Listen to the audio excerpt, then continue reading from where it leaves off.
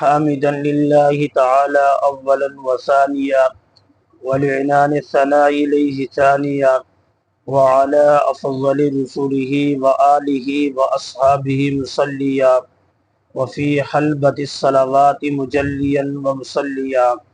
أما بعد فأعوذ بالله من الشيطان الرجيم. بسم الله الرحمن الرحيم. محمد رسول الله والذين معه أشداء على الكفار رحماء بينهم. صدق اللہ العظیم. معزز ناظرین کرام، السلام علیکم ورحمۃ اللہ وبرکاتہ. ناظرین کرام، یاد رکھنا دنیا کے اندر 4 منصب ہیں. ایک منصب ربوبیت کا، ایک منصب ہے نبوت کا، اور ایک منصب ہے صحابیت کا، اور ایک منصب ہے ولایت کا. یہ 4 منصب ہیں.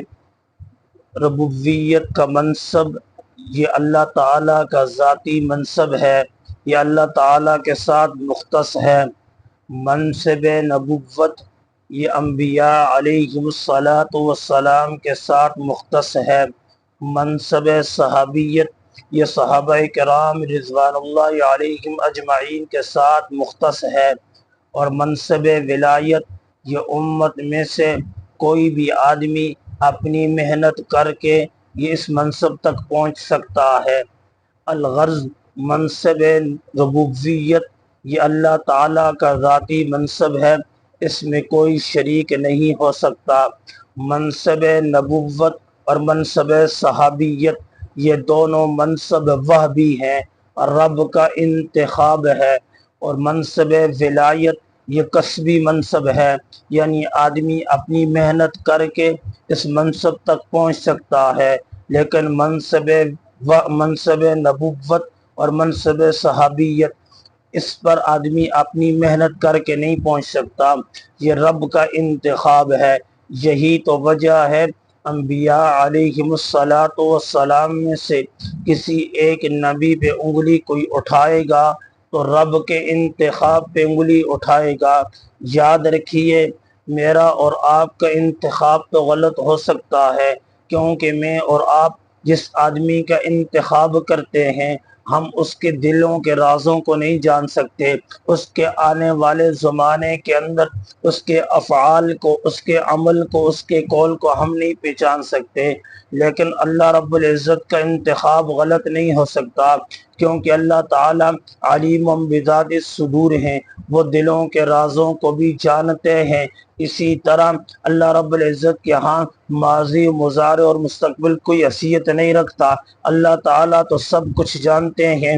اسی وجہ سے کسی ایک نبی پہ انگلی اٹھانا رب کے انتخاب پہ انگلی اٹھانا ہے. اسی طرح بعین ہی کسی ایک صحابی پہ انگلی اٹھانا، کسی ایک صحابی پہ انگلی اٹھانا رب کے انتخاب پہ انگلی اٹھانا ہے. یاد رکھیے اللہ رب العزت نے کائنات کے اندر بہت ساری مخلوقیں پیدا کی. ان بہت ساری مخلوقوں میں سے 3 کو فضیلت دی، خاکی، نوری، ناری. پھر ان تینوں میں سے خاکی کو فضیلت دی. خاکی میں سے 2 جماعتوں کو چنا. ایک جماعت کو کہتے ہیں نمائندہ خدا یعنی منصب نبوت والے، ایک جماعت کو کہتے ہیں نمائندہ مصطفیٰ یعنی صحابہ منصب صحابیت، صحابہ والے منصب صحابیت. یاد رکھنا منصب نبوت بھی رب کا انتخاب ہے، منصب صحابیت بھی رب کا انتخاب ہے. یہی تو وجہ ہے صحابہ کرام میں کے بعد والے تبع تابعین جو بھی ہیں سارے کے سارے مل کر بھی اگر کوئی صدقہ کرنا چاہیں تو صحابہ کرام کے اس چھوٹے سے صدقے کے برابر بھی نہیں ہو سکتے.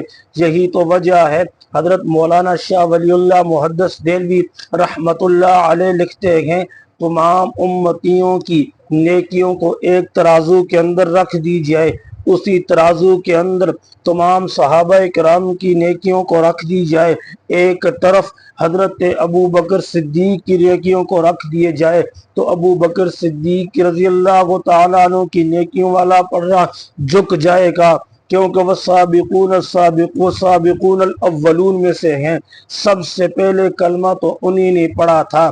یاد رکھیے کل قیامت والے دن 3 طبقے ہوں گے، ایک طبقہ وہ ہوگا جس کو اعمال نامہ دائیں ہاتھ میں دیا جائے گا، قرآن بول اٹھا واصحاب المیمنۃ ما اصحاب المیمنہ، ایک طبقہ وہ ہوگا جس کو اعمال نامہ بائیں ہاتھ میں دیا جائے گا، واصحاب المشأمۃ ما اصحاب المشأمہ، ایک طبقہ وہ ہوگا جس کو اعمال نامہ نہ دائیں ہاتھ میں دیا جائے گا نہ بائیں ہاتھ میں دیا جائے گا، بغیر حساب و کتاب کے وہ جنت میں داخل ہوں گے۔ قرآن بول اٹھا والسابقون السابقون، یا اللہ سابقون سے مراد کیا ہیں؟ دوسری جگہ اللہ تعالیٰ نے 11واں پارے سورۃ توبہ کے اندر وضاحت فرما دی، والسابقون الاولون والسابقون الاولون من المہاجرین والانصار والذین اتبعوہم باحسان، سابقون سے مراد صحابہ کرام رضوان اللہ علیہم اجمعین کی جماعت ہے۔ اس مثال کو یوں سمجھیے، یہ دارالافتاء مفتیان کرام کا کمرہ ہے، اگر اس کمرے کے اندر کوئی سابعہ والا، کوئی دورہ حدیث والا طالب علم آئے گا تو اس سے پوچھا جائے گا آپ اس کمرے میں کیوں داخل ہوئے ہو، لیکن اگر کوئی مفتی صاحب اس کمرے میں داخل ہو اس سے پوچھا نہیں جائے گا، کیونکہ کمرہ بنا ہی مفتی صاحب کے لیے ہے، لیکن دورہ حدیث والا، سابعہ والا کوئی بھی طالب علم آئے گا اس سے پوچھا جائے گا کیوں آئے ہو۔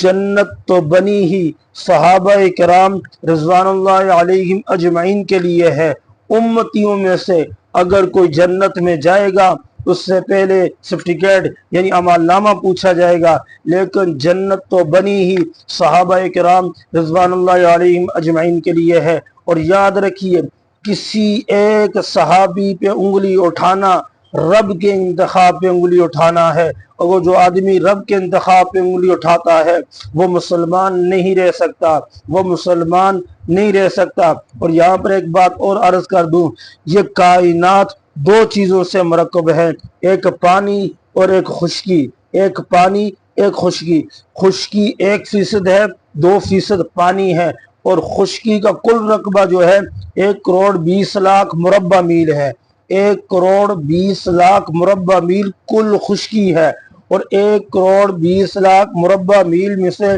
64,065 مربع میل پر اسلام کا پرچم جس شخصیت نے لہرایا ہے وہ امیر شام امیر معاویہ رضی اللہ تعالیٰ عنہ نے، جنہوں نے آدھی دنیا سے زیادہ پر اسلام کا غلبہ، اسلام کا پرچم لہرایا ہے۔ اور امیر معاویہ رضی اللہ تعالیٰ عنہ کے بارے میں کچھ لوگ اعتراض کرتے ہیں، یاد رکھو امیر معاویہ رضی اللہ تعالیٰ عنہ صحابی رسول ہیں، صحابی رسول ہیں، وہ کسی عمل کی وجہ سے، کسی روزے کی وجہ سے صحابی نہیں بنے، اگر کسی عمل کی وجہ سے وہ صحابی نہیں ہے بلکہ وہ نمائندے مصطفیٰ ہیں، رب کا انتخاب ہے۔